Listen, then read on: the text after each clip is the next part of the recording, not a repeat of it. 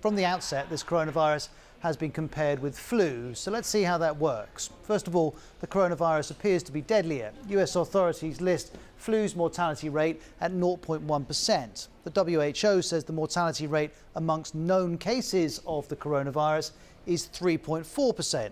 On the face of it, more than 30 times more deadly. But hold on, many cases of coronavirus are going undetected. In fact, the mortality rate may be a lot closer to the flu. Here's Professor Mark Lipsitch of Harvard University. I liken it a bit to a dark room where there are people sitting in rows who you can't see. And as the lights begin to go up, you think, oh, some people walked into the room. But in fact, those people have been there for a while. But even if the coronavirus mortality rate does drop as far as 0.1%, that's still potentially very serious. The WHO estimates that every year the flu kills between 290,000 and 650,000 people. So if millions of people contract the coronavirus, the death toll could still run into the hundreds of thousands. Next, there's the speed at which the coronavirus is spreading. Here's one US vaccine scientist.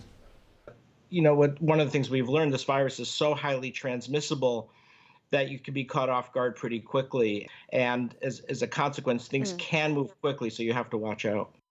But the WHO has said that while the spread of coronavirus is concerning, it's not as contagious as the flu. Next, how do the symptoms of flu and coronavirus compare? Well, they're similar. Coronavirus, we know, often starts with a high fever. It can then be followed by a cough. It can also lead to a shortness of breath. Some patients require hospital treatment. Let's see the experience of one woman in Singapore. When I was going through the critical stage, one of the things that I encountered was really breathing. It felt my lungs were going in overdrive. They were really making an effort. It's not like normal days, right? When we're not even conscious of how we breathe.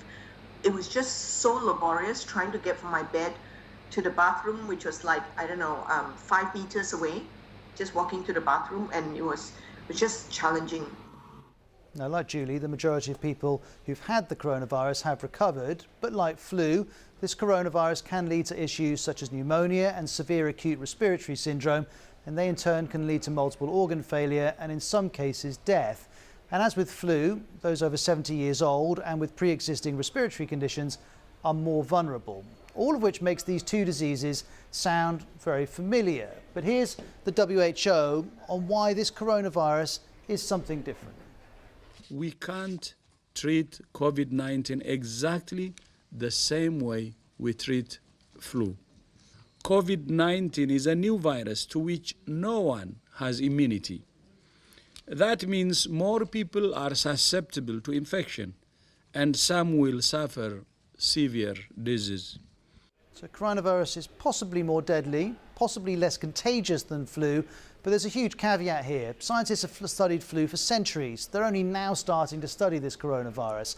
Also, remember, flu isn't constant. Sometimes it's much deadlier than normal. For example, go back to 1918 and the Spanish flu outbreak, which killed 50 million people. So in short, while I'm doing my best, comparing these two is tricky.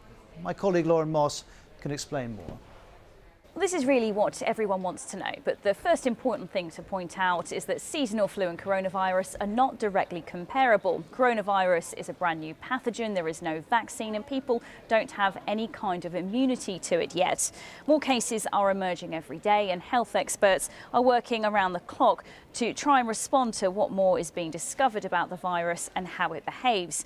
Now, scientists are working to find out more about it on a daily basis, but probably realistically, we're looking to the middle half of next year before a vaccine is readily available. Animal tests are being carried out now, but then we've got to get to the stage of human trials, and then there is the big hurdle of getting over mass producing it. Everyone's being told that the most important thing that we can do to curb the spread of coronavirus in the UK and beyond is to make sure we wash our hands thoroughly several times a day with hot water and soap for 20 seconds.